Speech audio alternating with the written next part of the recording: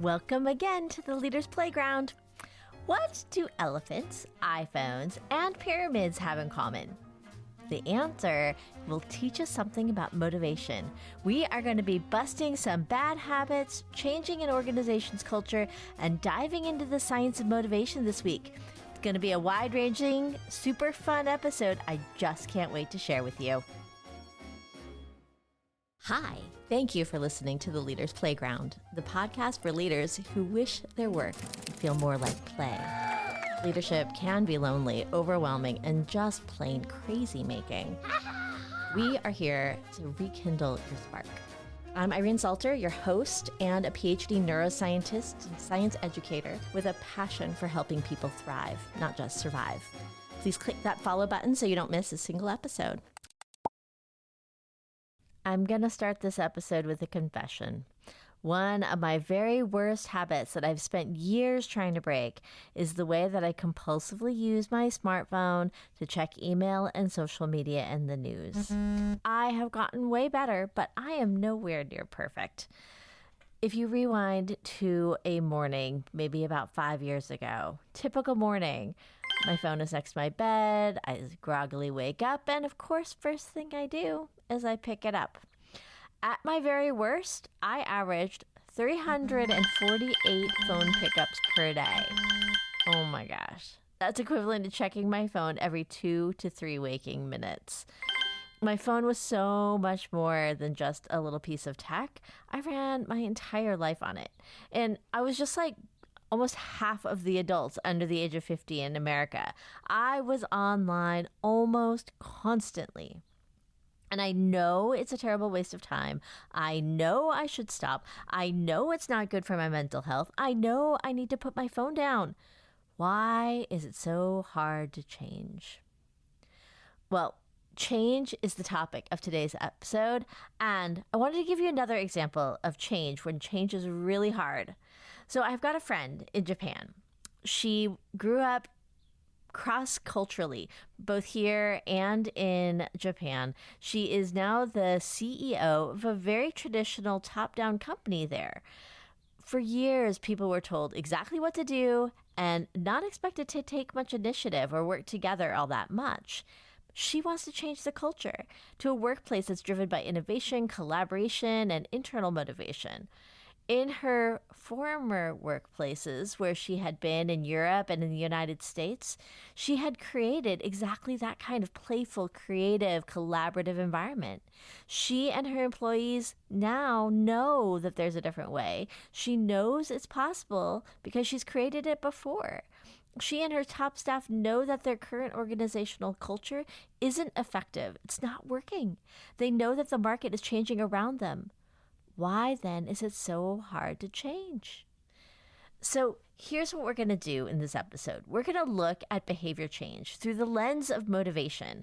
We're going to explore how I changed my terrible phone habits, and we're also going to take a look at what's happening in my friend's company. We're going to explore the science, the neuroscience of motivation and the lack of motivation, and we're going to look at how all of that impacts behavior change. I want to begin with my absolute favorite book by Chip and Dan Heath on behavior change. It's called Switch, and I love the subtitle. It's How to Change Things When Change is Hard. Again, this is a book that we're reading for my book club, and I would love anybody who wants to come and join me at book club. Totally free, once a month, last Thursday of every month at 4 p.m. Pacific time.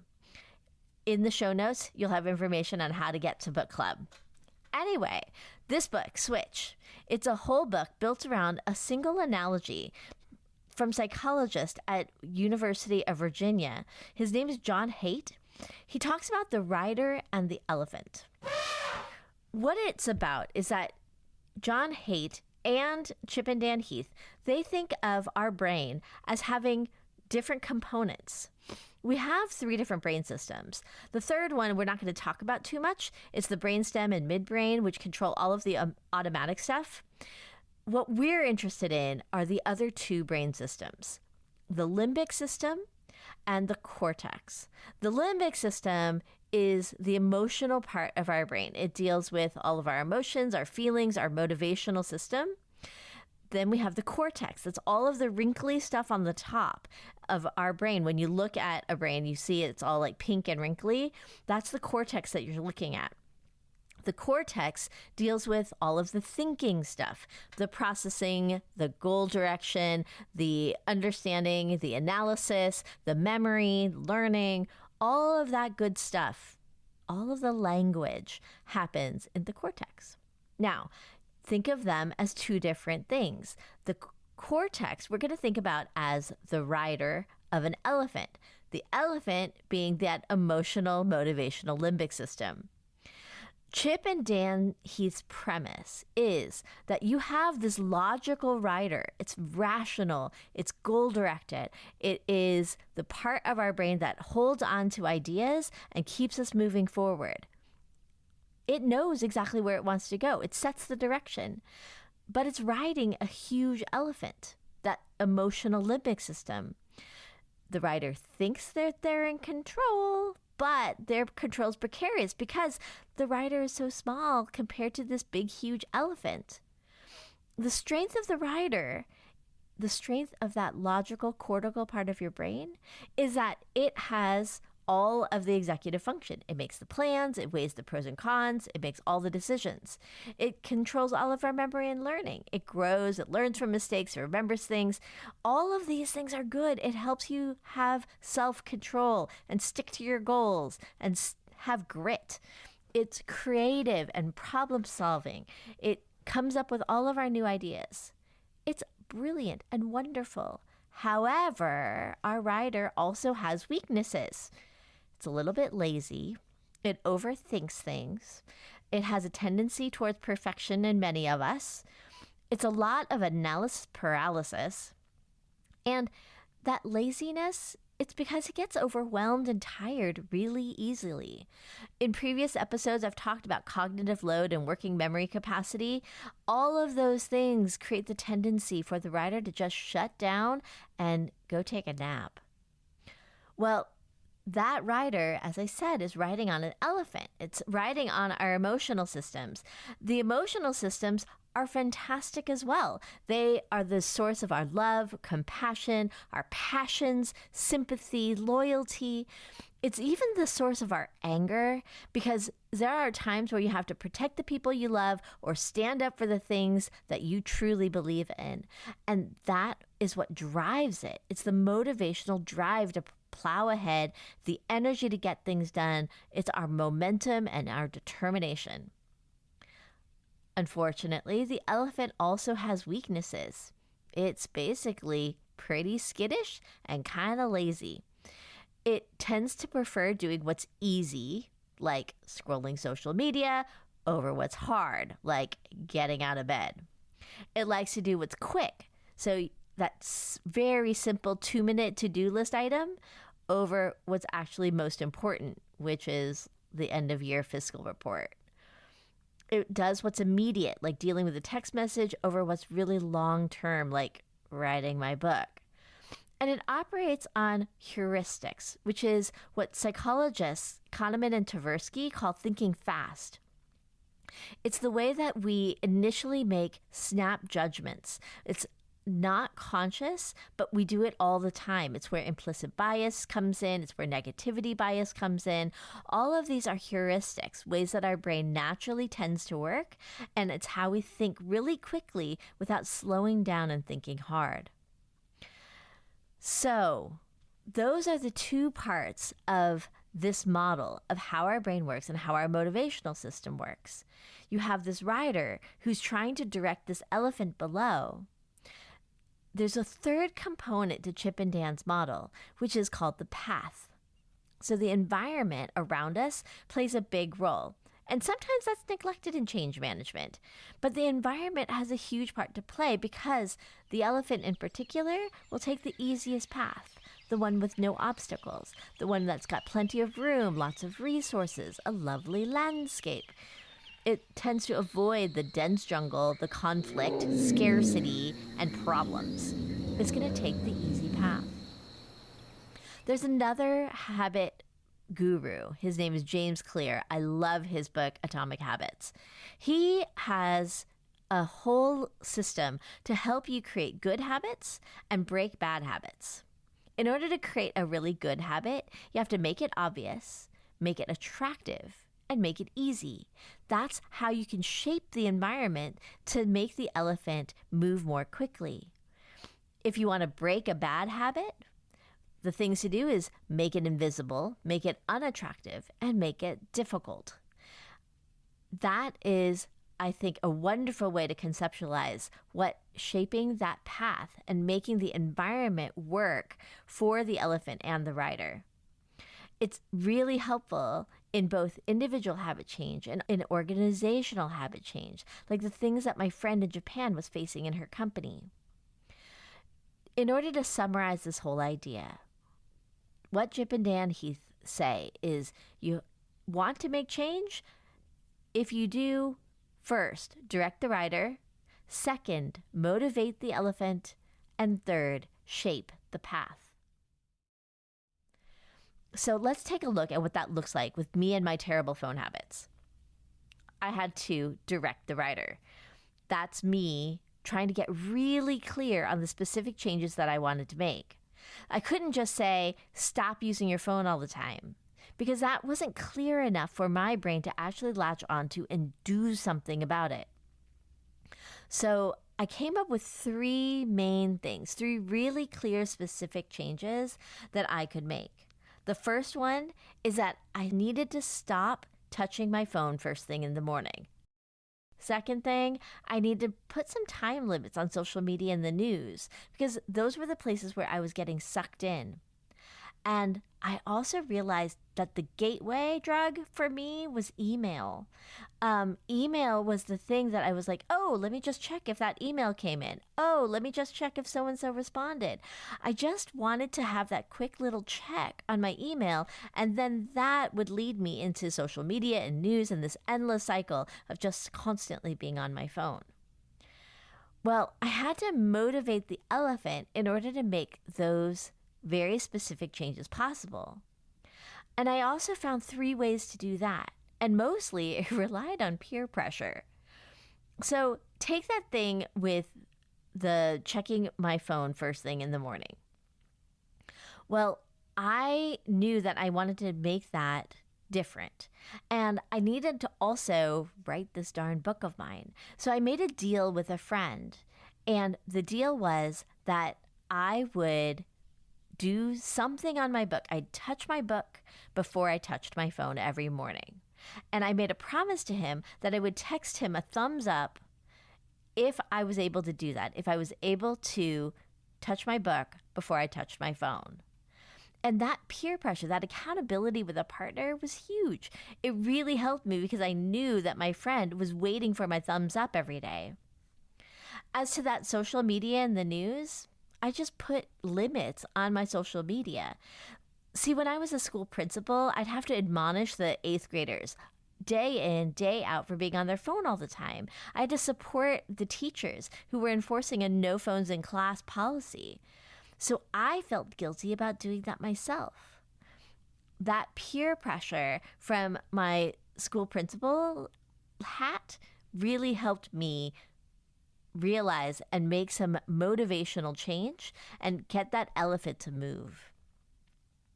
And finally, the email thing. Well, a client of mine deleted the mail app from her phone.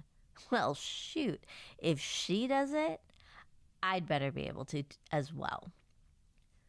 So that elephant, for me in particular, is super motivated by my peers.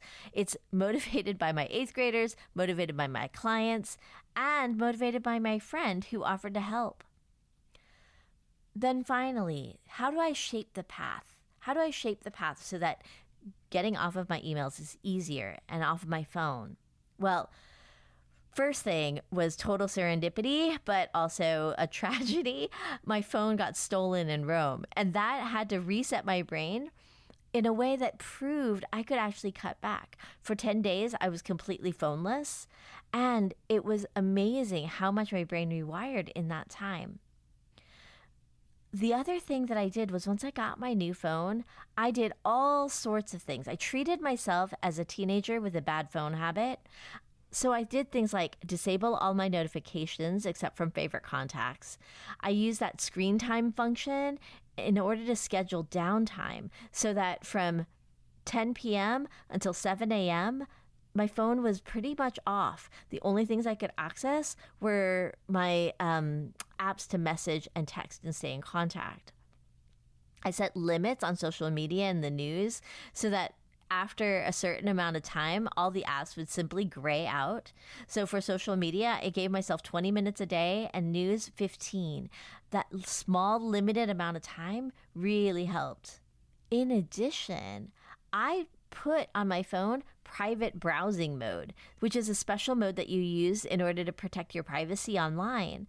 When I went into Safari or onto my web browser, I could surreptitiously sneak around my own my own guardrails and be able to access my email. However, with private browsing, every time I did that, I had to log in again. I started to really enjoy, really love having my mornings back and having so much of my time back. I'm so much more able to savor the present, enjoy my writing in the morning. It's a lovely thing to have that joy of missing out instead of the fear of missing out.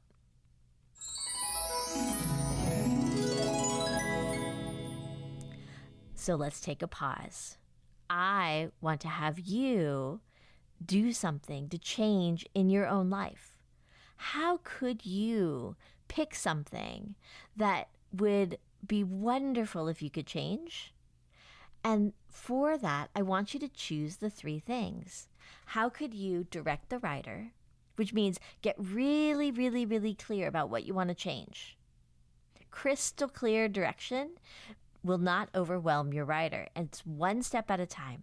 So what are the top things that you could do to get really clear about to give your writer lots of information and very clear direction of what to do? Then second, how will you motivate the elephant?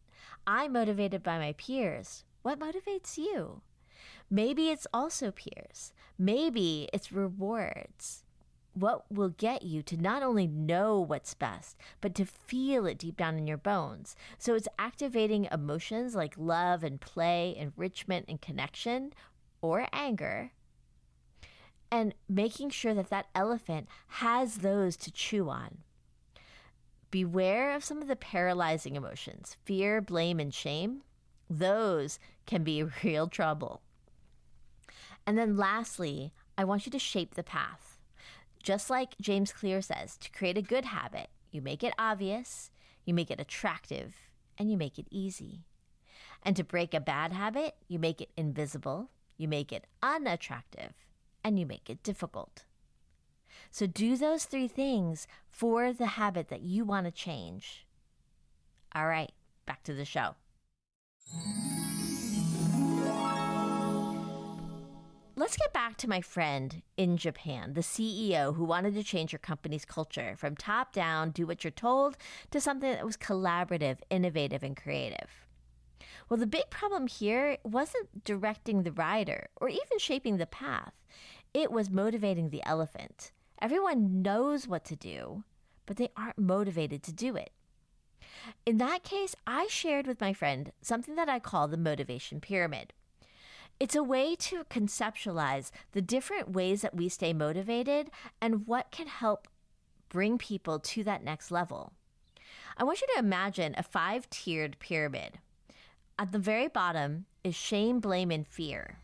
That's the one that is motivating, but the effects of that kind of motivation don't last long. They don't feel good, and they don't lead to that higher level of motivation. The next level up, away from shame, blame, and fear, is extrinsic motivators. Those are the rewards and carrots, the good things, versus the consequences and sticks, the bad things that can shape our behavior from the outside. Ow! Then you have intrinsic motivation, things inside. It's your desire to achieve, You're wanting to be recognized, the gratitude that you receive from others. It's all of those things that feel good on the inside. That's the intrinsic motivation. It's what you want. It's what your goals are. And it's how do you get the things that make it feel good to you. The next tier, tier 4, is about play and a flow state. It's the level of finding the things that just light you up and make you feel completely alive. It's the things that you love to do naturally. The very, very tippy top of the motivation pyramid is love. You're motivated by the people you love and the causes you love. And all of that leads to living a really meaningful life because you love the things that are in and around you. This motivation pyramid is a little bit like Maslow's hierarchy of needs.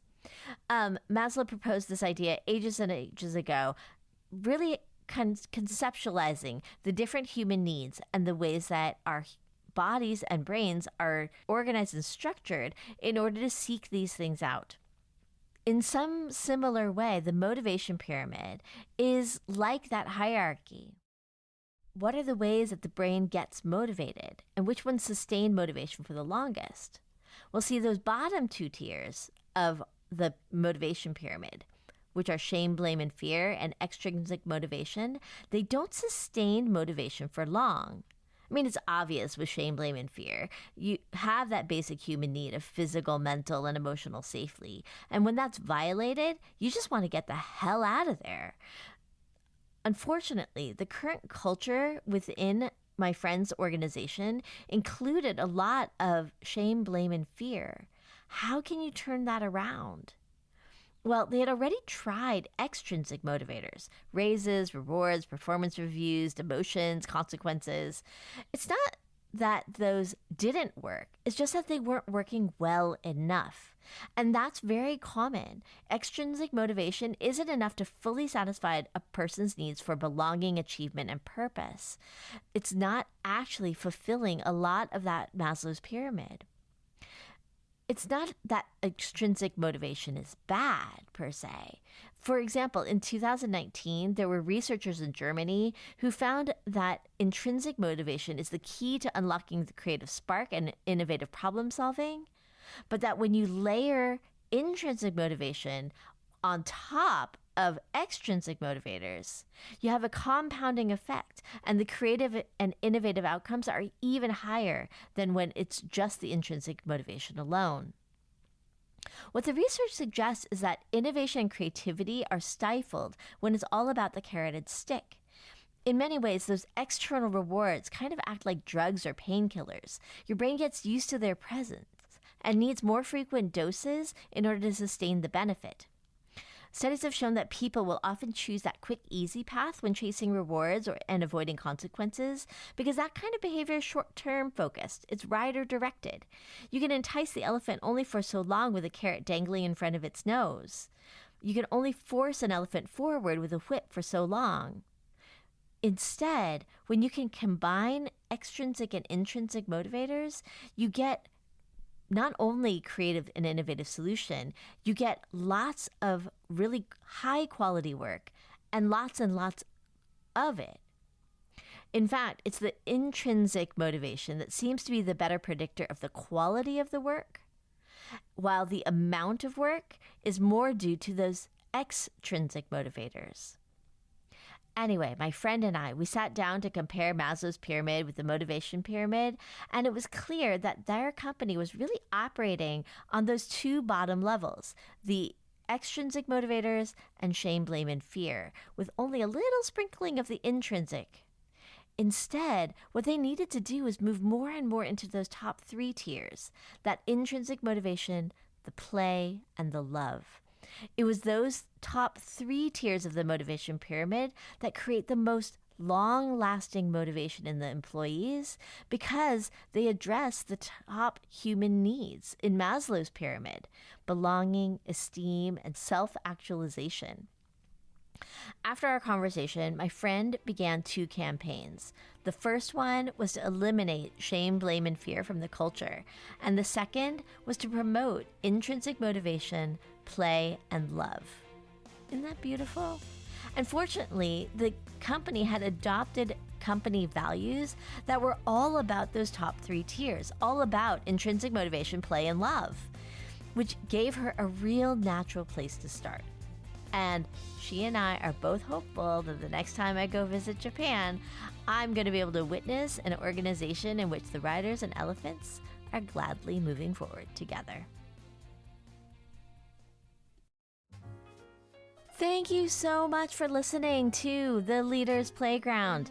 I did a bit of an experiment this week where I didn't script it out as much and instead did a little bit more off the cuff. I'm curious how that landed for you. Please drop me a line at irene@irenesalter.com and let me know what you think. I would love, love, love your feedback. I personally would love to thank Tyler Lockamy, my sound editor and designer and producer, for making this podcast possible. I'd love to thank Robin Canfield for being my amazing web developer and graphic designer, as well as Tessa Borges, my chief operating officer and the person who really holds me together. In the show notes, you're going to find a link to all the books I mentioned: Switch, Atomic Habits, Play, Thinking Fast and Slow. And you should head over to my website where you can find the complete show notes and download a graphic of the motivation pyramid. Finally, if you might be able to do me 2 favors. First, do you know a leader or friend who's surviving, not thriving? Maybe they need to learn about the elephant rider, or maybe the motivation pyramid, and will help them get their organization unstuck. If so, please text them a link to the show. Also, please, please, please click the follow button on Spotify, Apple, YouTube, or wherever you get your podcasts. And that's going to ensure you find out about the next episode. We're going to be visiting a Japanese onsen and a really contentious board meeting, both of which will help us understand the role of centering in our work. Join me next time here at the Leader's Playground.